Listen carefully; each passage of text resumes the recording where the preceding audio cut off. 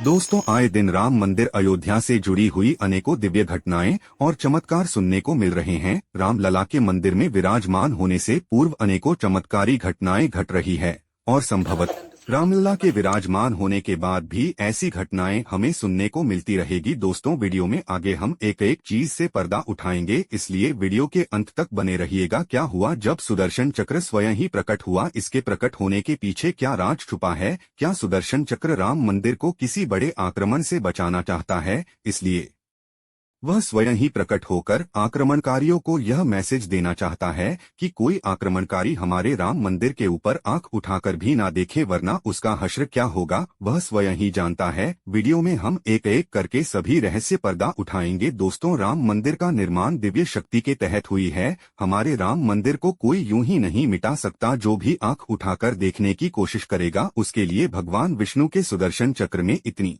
क्षमता है कि वह सेकंड में ही आक्रमणकारियों को धराशायी कर सकता है। आप सभी को पता होगा कि हमारे राम भगवान विष्णु के ही अवतार थे।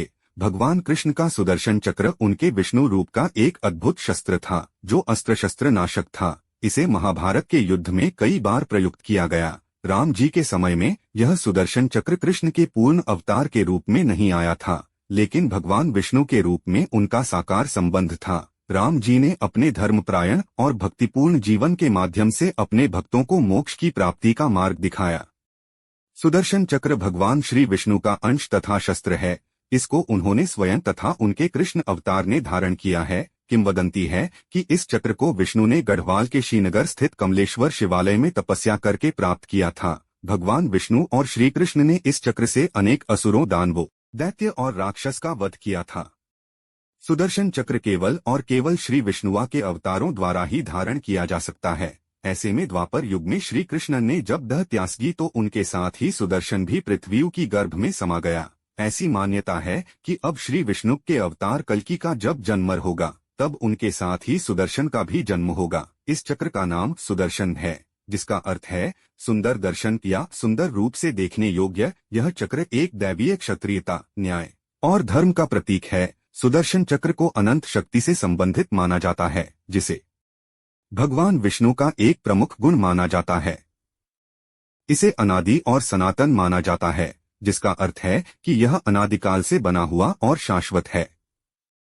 सुदर्शन चक्र का प्रयोग अधर्म को नष्ट करने के लिए किया जाता है और न्याय धर्म की स्थापना में सहायक है। इसे असंख्य शास्त्रों में शत्रु नाशक शस्त्र के रूप में वर्णित किया गया है, जिसे भगवान विष्णु अपने भक्तों की रक्षा के लिए प्रयोग करते हैं।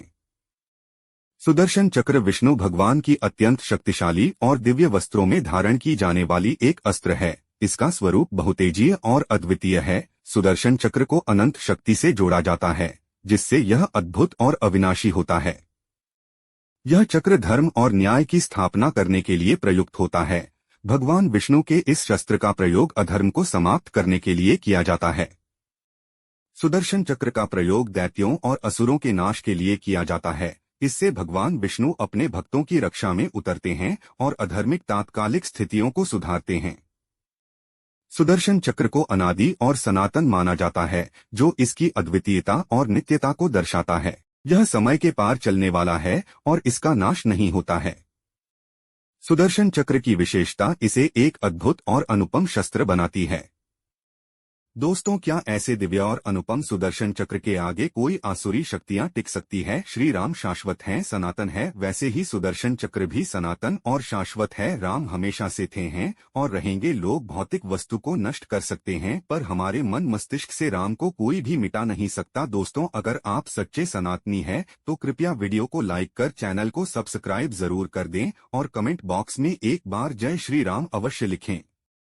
दोस्तों, अब हम पर्दा उठाते हैं उसे रहस्य। जब मंदिर प्रांगण में वहां ही काम करने वाले एक व्यक्ति ने रात के समय में इस चक्र को देखा। रात के समय जब सब सोए हुए तो अचानक से एक दिव्य आवाज हुई। कुछ लोग तो इस आवाज से डरकर सोए ही रहे, पर एक व्यक्ति के मन में कौतूहल पैदा हुआ कि आखिर यह आवाज किस तरफ से आ रही है। जैसे ही वह अपने बिस्तर से उठकर बाहर आया तो देखा कि चक्र की जैसी एक दिव्य अस्त्र हवा में जगमगा रही है। उसे देखकर उसकी आंखें फटी की फटी रह गई। सुदर्शन की दिव्य चमक को उसकी साधारण आंखें सहन भी नहीं कर पा रही थी, उसे पल भर में ही ऐसा लगा कि वह मूर्छा अवस्था में आ गया और थोड़ी देर के बाद ही कब वह सो गया उसे पता ही नहीं चला।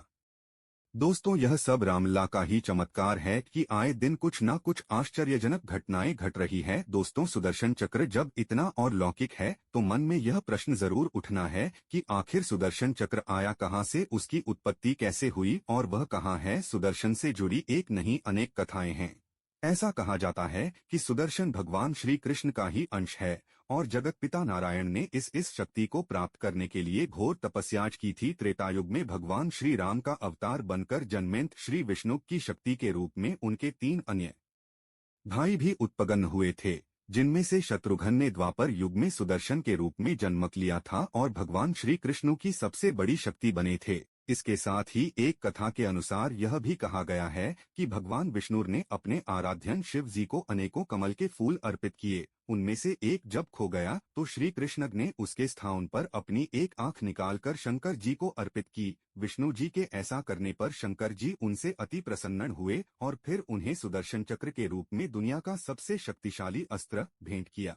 उपरोक्त कथा के अलावा पुराणों में एक प्रसंग और मिलता है कि एक दिन श्री कृष्ण अपने भाई दाऊ और साथी विपृथु और कुछ गिने चुने यादवों के साथ परशुराम से मिलने गए और उनको जरासंध के आक्रमण का हाल सुनाया। श्री कृष्ण ने कहा कि उस निर्दयी ने गोमंतक जैसा अद्भुत पर्वत जला डाला। तब परशुराम ने कहा, हे श्री कृष्ण, मुझे तुम्हारी आंखों में अपना उत्तराधिकारी दिखाई दिया है, अतः मैं आज तुमको वह उपहार सौंपता हूँ जिसके तुम ही एकमात्र योग्य हो और जिसके बारे में मैं तुम्हें अपनी पहली मुलाकात में बताया था। अब वह समय आ गया है कि मैं तुम्हें वह सौंप दूं। तब परशुराम ने धीरे धीरे अपनी आंखें बंद कर लीं और कुछ मंत्र बुदबुदाने लगे, ऐसे मंत्र जो पहले कभी श्री कृष्ण ने भी नहीं सुने थे। तभी तेज प्रकाश उत्पन्न हुआ और संपूर्ण आश्रम प्रकाश से भर गया। दाऊ, श्री कृष्ण आदि सभी की आंखें चौंधिया गईं।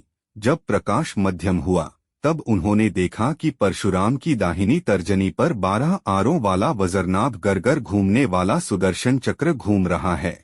उसे देखकर सभी चकित होकर भयभीत भी हो गए। परशुराम की तर्जनी पर घूमता चक्र स्पष्ट दिखाई दे रहा था।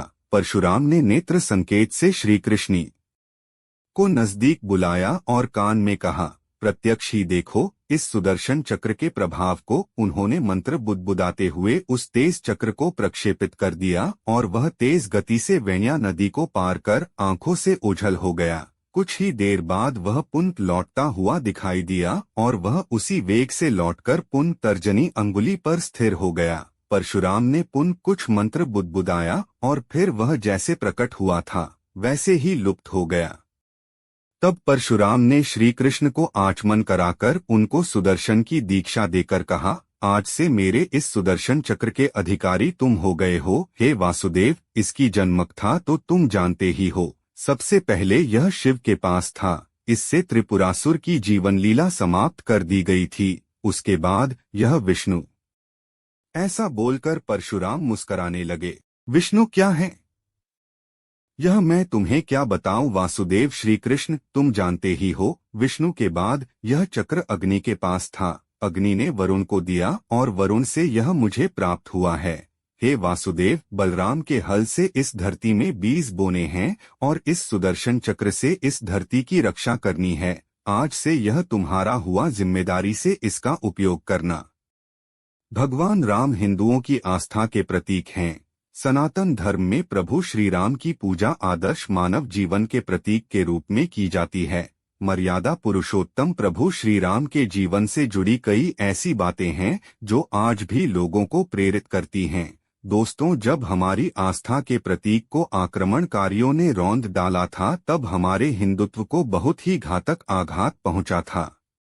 बाबर भारत के हिंदुओं की आंखों में अयोध्या में राम जन्मभूमि के पास बाबरी मस्जिद बनकर खटकता रहा। आखिर इसकी मौत के 462 साल बाद जब बाबरी मस्जिद का विध्वंस हुआ और फिर 21वीं सदी में राम जन्मभूमि को पूरी तरह से बाबर के प्रभाव से मुक्त कर राम मंदिर बनाने की शुरुआत हुई, तब जाकर भारत में राम के अनुयायियों का सिर गर्व से ऊपर उठ सका और इस महान कार्य का जरिया बनी केंद्र की सरकार और प्रधानमंत्री नरेंद्र मोदी। इसीलिए बहुतायत में हिंदुओं के दिलों पर राज कर रहे हैं, क्योंकि हर सनातनी हिंदू के आस्था का केंद्र भगवान राम है।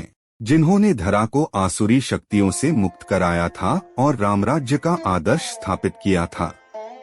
त्रेतायुग में धरा पर जब असुरों का बोलबाला था, तब राम ने इस धरा को असुरों से मुक्त किया था। जब रामचंद्र जी का जीवन पूर्ण हो गया, तब वे यमराज की सहमति से सरयू नदी के तट पर गुप्तार घाट में देह त्याग कर पुनः बैकुंठ धाम में विष्णु रूप में विराजमान हो गए। अब सवाल यही है कि कलयुग में आसुरी प्रवृत्तियों का अंत कैसे होगा और कब तक होगा। उस समय के रामराज्य की झलक क्या वास्तव में कलयुग में भी राम मंदिर के निर्माण के साथ नजर आने लगी है। दोस्तों, आज जिधर देखिए उधर सबके जुबां पर राम नाम ही आने लगा है।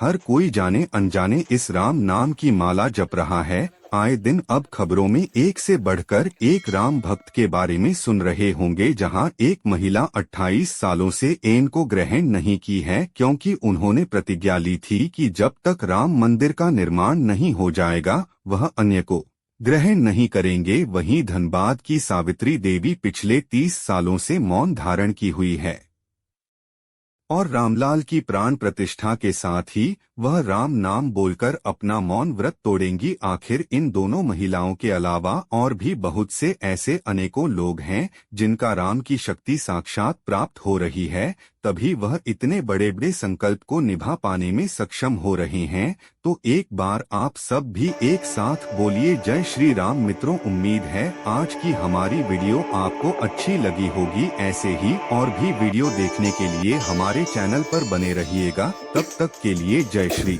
राम। आप सभी का हर दिन मंगलमय और सुखमय हो।